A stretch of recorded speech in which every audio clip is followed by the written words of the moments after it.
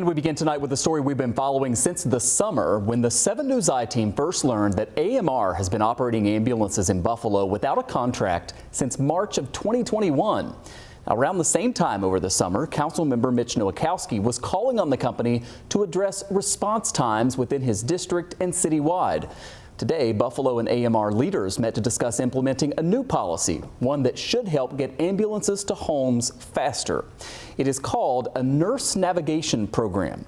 The goal is to hire nurses to sort through non-urgent calls and direct them to the right level of care, hopefully freeing up ambulances. Our 7 News reporter Kristen Morand has been following this for us and reports now from City Hall. Concerns over AMR's response times in the city of Buffalo is back in the spotlight.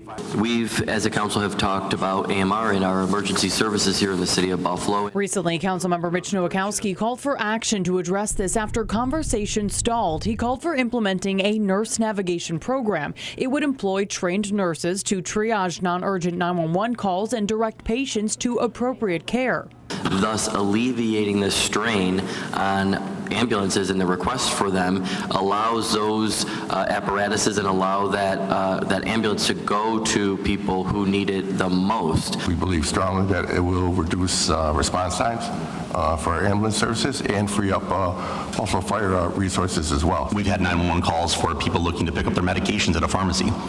Simply because they don't know where to go. So when we looked at this, we said, how do we divert some of those calls?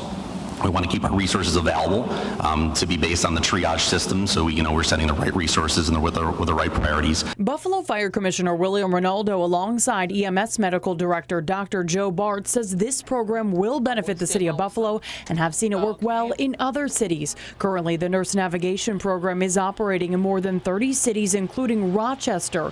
Mayor Malik Evans recently shared with me that the city finds the program to be very effective and that it is an innovative approach to addressing pressing issues we're experiencing in our emergency rooms. There's really no downside to nurse navigation. Dr. Bart shared with me that the city of Buffalo receives roughly 65,000 to 70,000 911 requests for EMS each year. A third of those calls are a high priority, and says about a half to 2/3 of those calls could benefit from the nurse navigation program. The nurse navigation program will help us to get down into the weeds of those callers to determine specifically what their needs may be.